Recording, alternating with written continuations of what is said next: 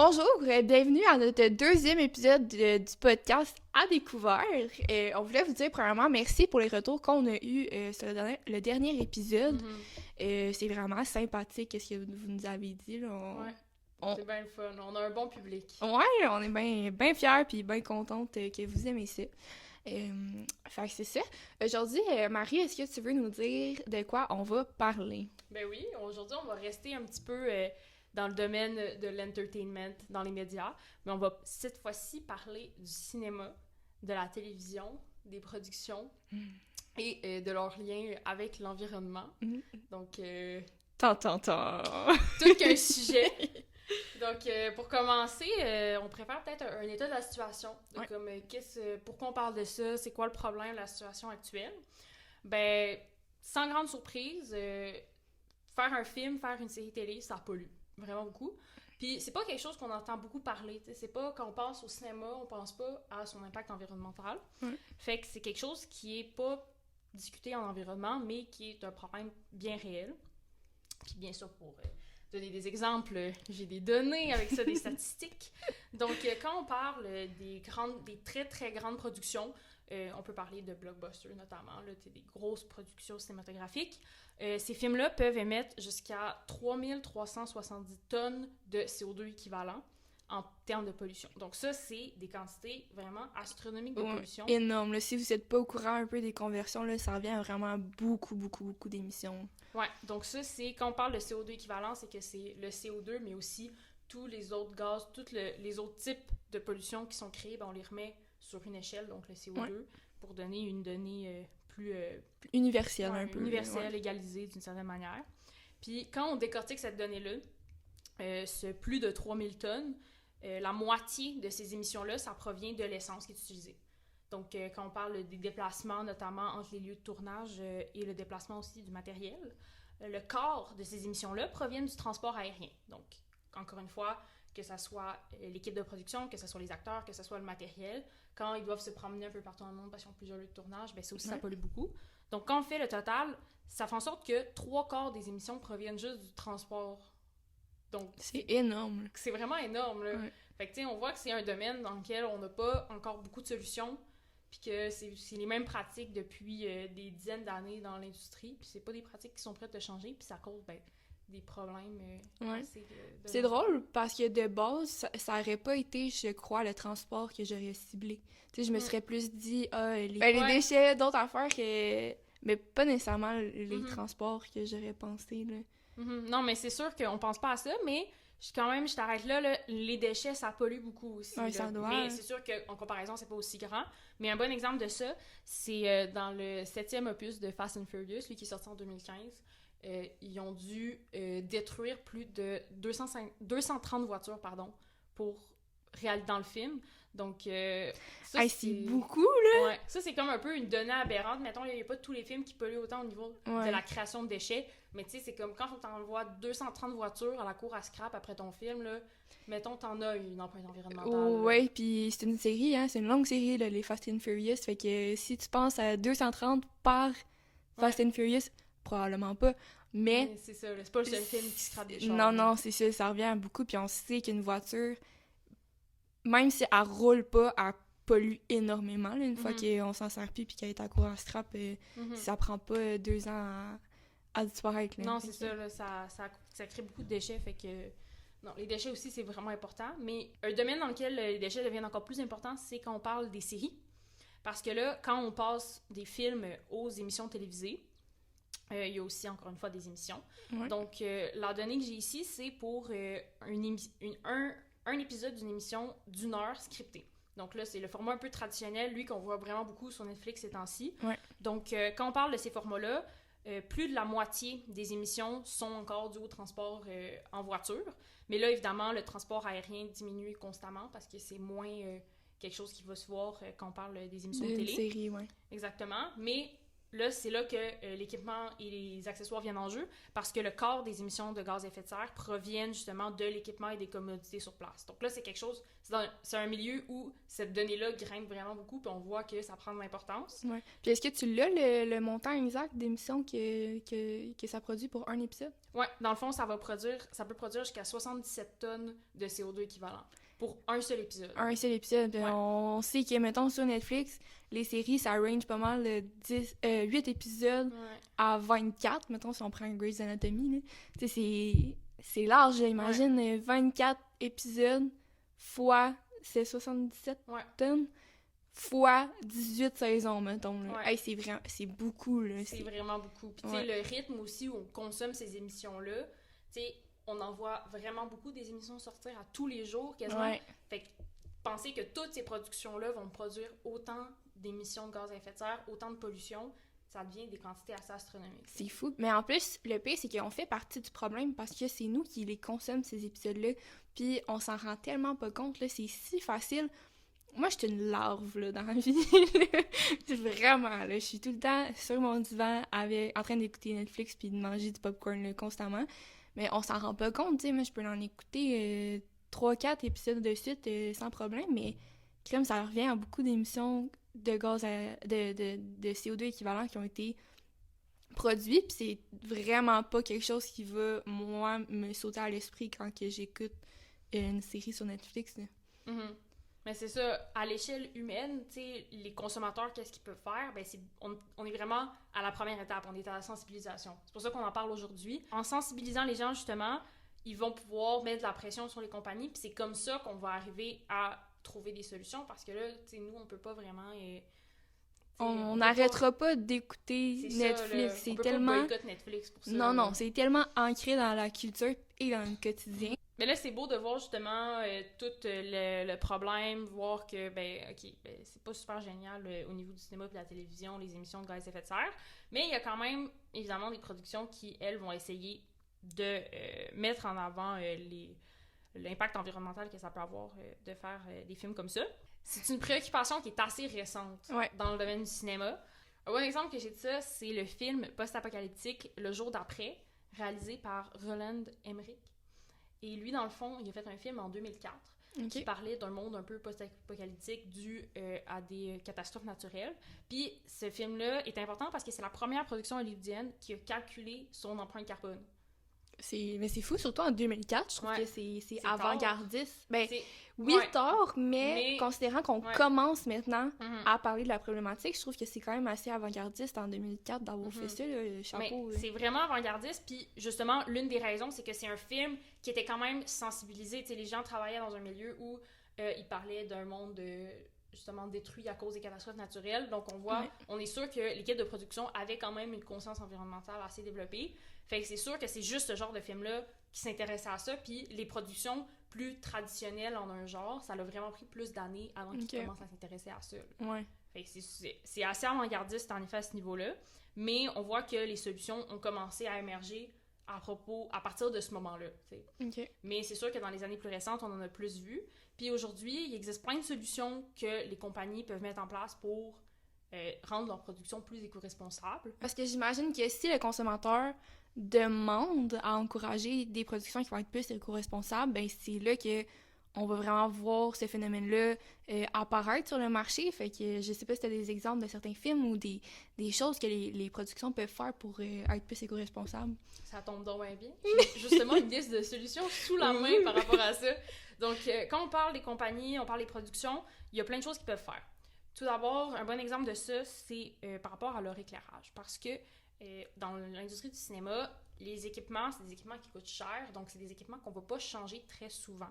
Puis, encore aujourd'hui, il y a beaucoup d'éclairages qui sont pas très éco-énergétiques.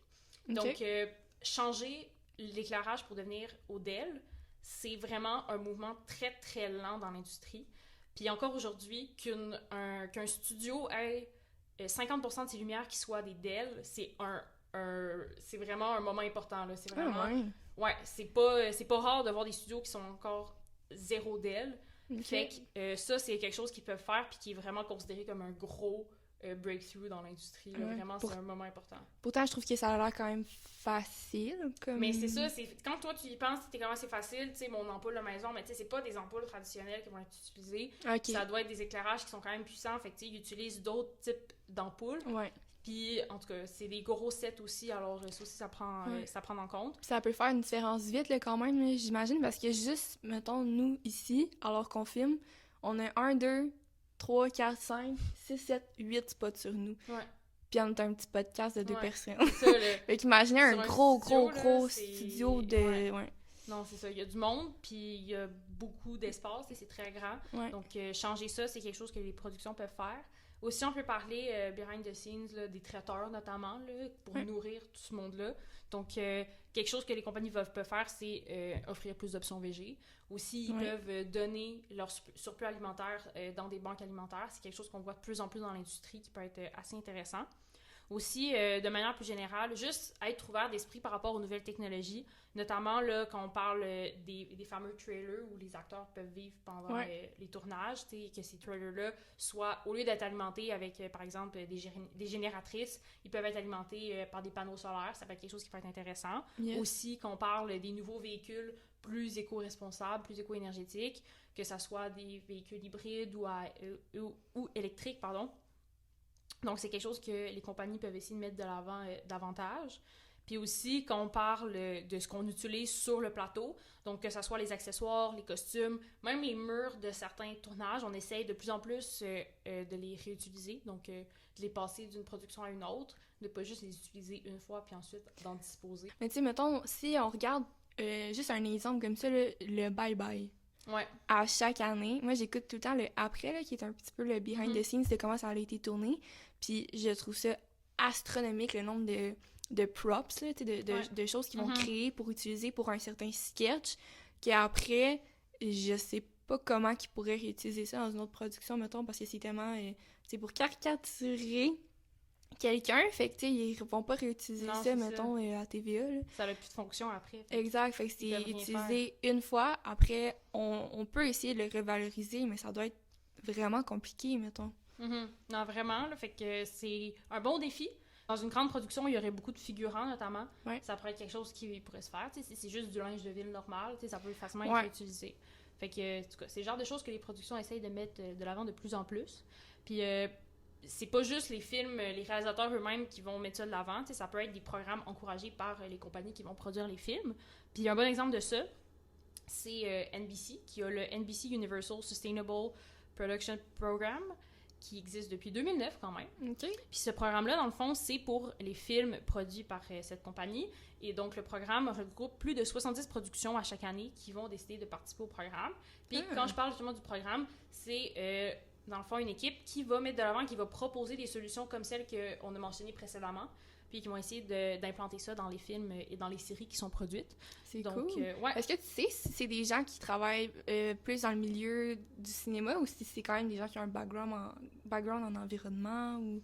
Ben là, c'est sûr que je peux pas parler pour l'équipe au complet, mais souvent dans ce genre de programme-là, c'est beaucoup des gens qui vont avoir des backgrounds en cinéma, mais par exemple avec une petite twist en environnement. Okay. Mettons des réalisateurs, par exemple, de documentaires, des gens qui ont déjà une sensibilisation, qui sont déjà sensibilisés, qui savent déjà de quoi ils parlent, parce que c'est pas des changements, on s'entend, installer des options VG, t'as pas besoin d'un bac en enviro pour savoir que c'est écolo, c'est ça, là. Ouais, mais mettons, si tu veux changer un équipement pour un autre, mais j'imagine qu'il faut quand même que t'aies un background dans les deux milieux pour être capable de bien recommander, puis c'est quand même... c'est pas tout le monde là, qui a un background dans les deux, fait que ça doit être quand même compliqué là, de venir combiner les deux ensemble. Ben c'est ça, c'est le genre de milieux qui sont vraiment très récents, là. C'est des métiers qui n'existaient pas avant, fait que ils forment leurs professionnels pour cette job-là exactement, puis ils créent leur équipe comme ça, là. C'est cool. Non, c'est vraiment le fun. Puis quand on parle justement du programme de NBC, certaines productions qui ont déjà participé à ce programme-là, on mentionne notamment Brooklyn Nine-Nine, on parle aussi de The Good Place, ou encore le Fast and Furious Hobbs and Shaw, qui a aussi participé. Très bon film! Moi, je l'ai écouté récemment, j'arrête pas d'en parler, je le recommande à tout le monde. Super bon. Je sais pas à quel point ils ont scrappé des voitures, par contre. Là, mais justement, bon et éco-responsable, puisqu'il a participé au programme. Donc, c'est ça. Ça, c'est le genre de programme qui est quand même assez intéressant. Puis quand on voit un peu une idée plus qu'on voit dans la hiérarchie encore plus haut, ce genre de programmes-là font partie à Hollywood d'une grande organisation qui s'appelle le Green Production Guide, qui lui existe depuis 2010. Okay. Donc lui, il regroupe notamment NBC, mais il regroupe aussi Amazon, Walt Disney Studios et toutes les grandes compagnies hollywoodiennes.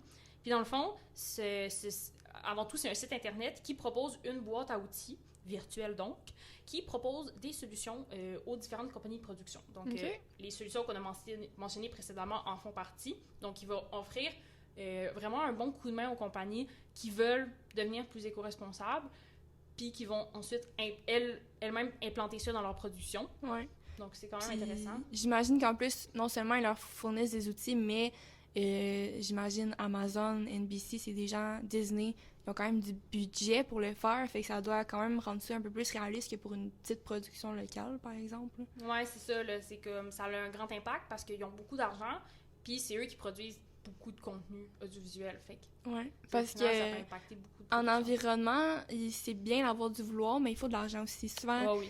Les gens, ils pensent pas à ça, là, on peut vouloir, mais si t'as pas de budget pour faire des changements, ben tu vas quand même continuer avec tes anciennes habitudes. Puis Vraiment. C'est comprenable, mais ça doit être plus facile, mettons, pour Disney de changer ses habitudes que pour une autre compagnie. Ben, c'est facile pour eux de changer, mais c'est sûr que faut pas juste la volonté dans la vie. Hein? C'est sûr qu'il y a quand même un intérêt pour eux de show off ce qu'ils viennent de faire. Puis c'est là qu'on rentre dans le monde des certifications. Okay. Parce que c'est bien beau avoir une volonté, comme tu l'as dit, c'est bien beau avoir de l'argent, mais avoir une reconnaissance après, ça donne des fois le petit boost final pour décider de faire les changements. Certains, c'est comme un Oscar pour un acteur, mais tu es en train de dire qu'il y a des certifications environnementales pour le cinéma.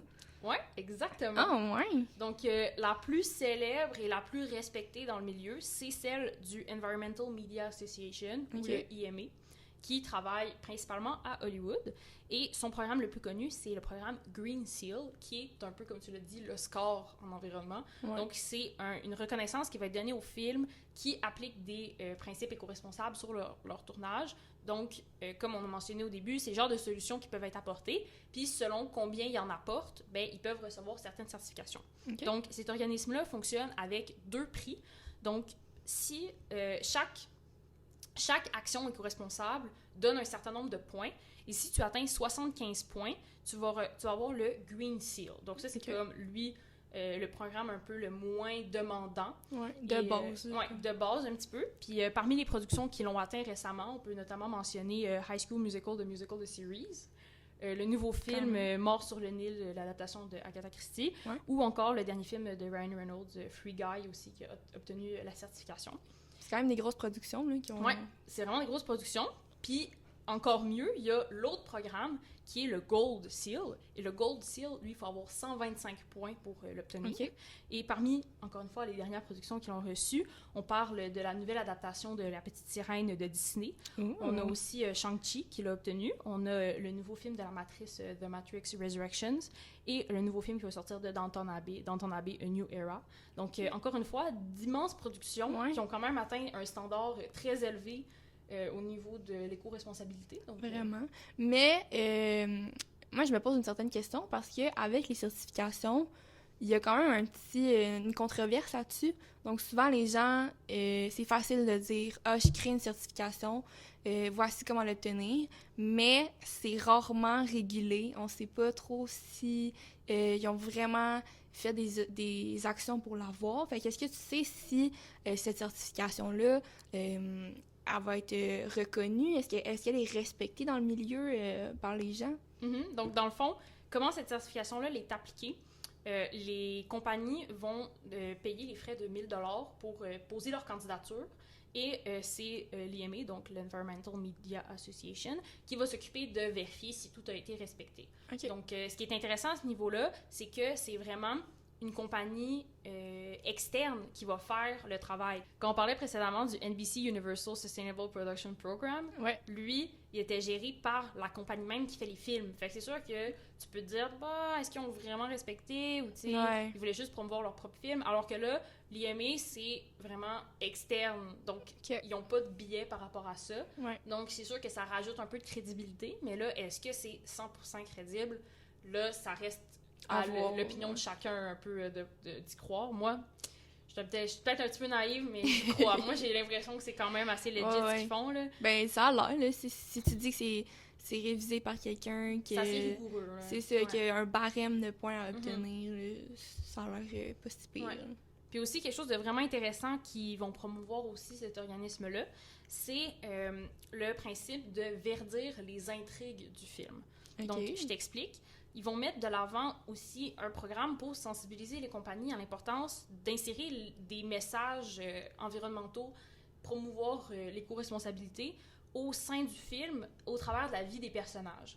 Donc, par leurs actions et par les décors, les milieux dans lesquels ils vont vivre, on peut implanter certains trucs qui peuvent paraître assez simples, assez subtils, mais qui peuvent vraiment faire un changement parce que ça peut influencer les gens après ça dans leur subconscient, inconsciemment, justement. J'imagine que c'est comme le personnage principal va prendre le transport en commun au lieu de sa voiture. Il va utiliser des choses réutilisables dans sa cuisine au lieu de, mettons, un Scott Tower. Est-ce que c'est ce genre de trucs-là qu'on va voir dans les productions? Exactement. Donc, sur le site, dans le fond, du VMA, on décortique en 3 sections, donc à la maison, au bureau et à l'école. Et je peux te donner quelques exemples, tu en as mentionné des bons. Donc, à la maison, mettre des contenants au recyclage ou les mettre à la poubelle, fermer la lumière en quittant une pièce ou tout simplement se promener à vélo ou à pied dans son quartier, dans son milieu. Ça pourrait être intéressant. Quand on est au bureau, utiliser une bouteille d'eau réutilisable, manger un lunch végé, faire du covoiturage, utiliser les transports en commun. Et encore une fois, là, quand on parle de l'école, mettre de l'avant une cafétéria qui va être sans plastique à usage unique. C'est souvent dans les films, comme quand on est genre des films qui se passent au secondaire, ils vont voir les plateaux de cafétéria, puis ils vont voir plein de choses de plastique à usage unique dessus. Vraiment, surtout aux États-Unis. Là. Mais c'est ça, avoir une école un peu modèle à ce niveau-là, ça peut être vraiment intéressant. Installer des affiches dans l'école du comité écolo, mettons, ou encore mettre un jardin, un bac à compost sur le campus. Des trucs comme ça qui se passent soit dans le décor ou dans les actions du personnage, mais qui peuvent vraiment influencer après ça nos vies de tous les jours. Là. C'est fou, là. L'humain, on cherche tellement l'approbation dans la vie que inconsciemment, on cherche à imiter qu'est-ce qu'on voit qui est montré dans les médias ou à la télé ou peu importe. Fait que surtout, mettons, tantôt tu disais qu'il y avait High School Musical, la série. Juste ça, c'est des jeunes là, qui écoutent ça. Puis un jeune cherche à reproduire qu'est-ce qu'il voit à la télé par ses idoles. Les gens qui aiment, moi je me souviens, Gabriella et Troy, là. Et on les aimait donc, là, on voulait être eux autres. Fait que j'imagine qu'il va essayer d'aller reproduire le recyclage, d'aller reproduire, mettons que si Gabriella faisait partie du comité d'environnement, ben peut-être que quelqu'un irait chercher à faire la même chose parce que c'est comme son idole puis elle veut l'imiter. Fait que d'après moi, ça peut vraiment très bien marcher, puis ça peut aller loin, là, comme influence. Vraiment, c'est quelque chose qui est très intéressant, puis c'est pas une idée qu'on entend beaucoup parler dans le cinéma à l'heure actuelle, fait que je trouve ça vraiment bien qu'ils mettent ça de l'avant puis qu'ils le promouvoient, puis je pense que ça devrait, maintenant, vraiment plus faire partie de nos discussions d'environnement, parce que c'est un sujet qui est super intéressant, puis c'est une bonne manière, comme tu l'as dit, d'influencer les nouvelles générations, fait que... C'est facile de le faire, là, d'après moi, là, tu mets un autre bac à côté de ta poubelle, tu le mets dans le recyclage, c'est tellement pas... il me semble que c'est un no-brainer, là, à faire, là. Mais tu sais, quand on parle du fait qu'en environnement, la plupart des métiers n'existent encore pas dans le milieu, ça, c'est le genre de métier qui va peut-être avoir full importance dans le futur, là, de se dire, ben sur chaque film, dans chaque équipe scénaristique, il va y avoir un responsable en environnement qui va s'assurer d'implanter des petits gestes comme ça. Peut-être que ça va être une pratique courante dans le milieu dans quelques années, tu sais. Moi, je suis sûre que oui, là, parce qu'on le voit déjà dans toutes les compagnies. Ils commencent à avoir un éveil environnemental puis des départements de développement durable qui poussent, qu'avant, on n'aurait jamais pensé qu'il y en aurait, tu sais. Fait que c'est sûr que dans le cinéma, ça va exister, puis d'après moi, tu vas être bien contente quand ces jobs-là vont arriver. Je vais être la première à sauter dessus. Mais là, c'est bien beau parler d'Hollywood puis à l'international, mais on pourrait finir cet épisode en parlant un petit peu de notre petite fierté du Québec. On va parler de nous autres. Ben oui, parce qu'on est quand même une centrale de production de beaucoup de films, que ce soit des films internationaux qui viennent filmer à Montréal, il y en a vraiment beaucoup, ou même des petites productions plus locales. Les Québécois aiment beaucoup ça, écouter District 31, mettons. Ah, vraiment? Ouais. Tout ça, c'est sûr que c'est un milieu où les préoccupations sont les mêmes. Genre, il existe aussi ici, mais on en parle beaucoup, évidemment, à Hollywood, à Los Angeles, des choses comme ça, mais on n'en parle pas beaucoup ici. Mais il y a quand même une certaine volonté ici qui commence à s'implanter dans le milieu. Puis un bon exemple que j'ai de ça, c'est une nouvelle certification environnementale qui vient tout juste d'être implantée le 30 avril 2021. C'est tout frais, tout nouveau. Tout neuf, vraiment. Vraiment. Donc, j'ai dû calculer, là. Ça fait quand même moins d'1 an que ça existe. Ouais. Et puis, ce programme-là, il s'appelle On tourne vert. Donc, il est en partenariat avec Québecor, donc les studios Mills et TVA notamment, le Bureau du cinéma et de la télévision du Québec et encore le Conseil québécois des événements éco-responsables. Et donc, ensemble, ils sont reliés, ils ont ramassé des subventions gouvernementales et ils ont décidé d'implanter un petit peu comme ce que le IME fait, mais au Québec. OK, c'est cool. Ouais, c'est vraiment cool parce que c'est tout nouveau, puis c'est la première initiative de ce genre dans la province, tu sais. Ouais. C'est pas quelque chose qu'on avait avant. Fait que... Surtout, Québécois et le Mel, c'est deux gros producteurs de films, de séries, là, au Québec. Que eux, ils soient impliqués là-dedans, c'est vraiment c'est super bien, intéressant. C'est vraiment bien, là.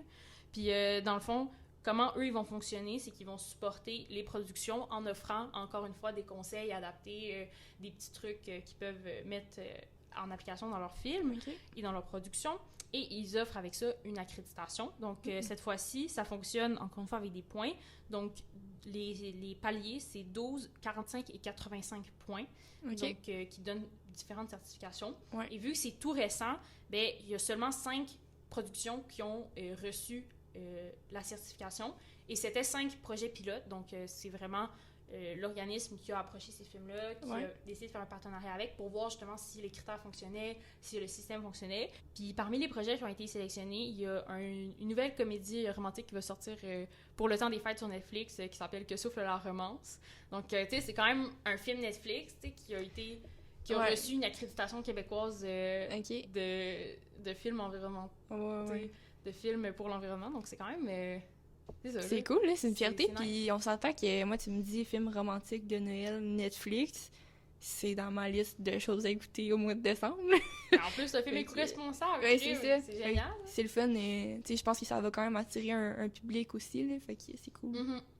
Fait que c'est le genre de choses qui vont prendre de l'ampleur, puis on espère que cette certification-là québécoise va justement prendre la crédibilité, prendre l'ampleur dans le milieu, dans la province. Vraiment. Puis on va voir...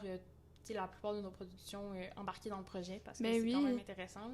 Mais, écoute, imagine que OD, mettons, ils se faisaient certifier avec eux, là, ça ferait tellement une grosse différence parce que tout le Québec, très généralisé, mais il y a énormément de monde que le dimanche soir sont en avant de leur télé à écouter ça de 6h30 à 8h, tu sais. Fait qu'imagine que ça avait une certaine certification, que c'était publié à la télé.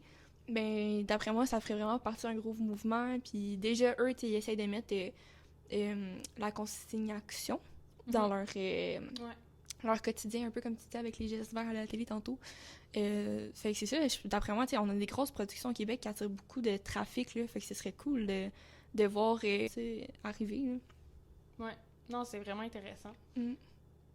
Ouais, mais c'est le fun, puis pour vrai, je trouve qu'il y a des belles choses qui sont faites, encore une fois. Il y en a des moins belles, mais on commence à plus être sensibilisé sur le sujet. Oui, ben oui. Et on commence à être plus sensibilisé sur le sujet dans les dernières années, puis je crois que ça va vraiment faire avancer les choses. Fait que c'est le fun de voir ça, puis c'est important de sensibiliser les gens, puis que les gens comme vous et nous, on puisse connaître ces initiatives-là, connaître ces programmes-là, comme ça... Quand tu regardes des films, tu peux t'intéresser à ça, tu peux après ça en parler aux gens autour de toi. Puis c'est vraiment en sensibilisant la population que ces programmes-là vont prendre de la crédibilité, vont prendre de l'importance. Vraiment. Puis ensuite, on va pouvoir voir des vrais changements dans le milieu. Puis on s'entend que les gens qui tournent des films, là, ils répondent à la demande. Mais oui. Fait que le plus qu'on revendique qu'il y a une certaine certification éco-responsable dans le domaine du cinéma, le plus ça va être un standard maintenant. Là. Fait que je crois qu'on s'en va vers le bon chemin, le droit chemin. Ouais, ça va être intéressant à voir dans le futur. Ben oui. Comment ça avance. Oui, c'est ça qui termine notre épisode pour aujourd'hui. Merci d'avoir encore écouté cet épisode. On attend encore vos commentaires pour voir... On appréciera votre soutien, puis on veut voir qu'est-ce que vous en pensez de nos sujets, de nos discussions. Oui. Fait que, merci beaucoup, puis on va vous dire au prochain épisode. À la prochaine!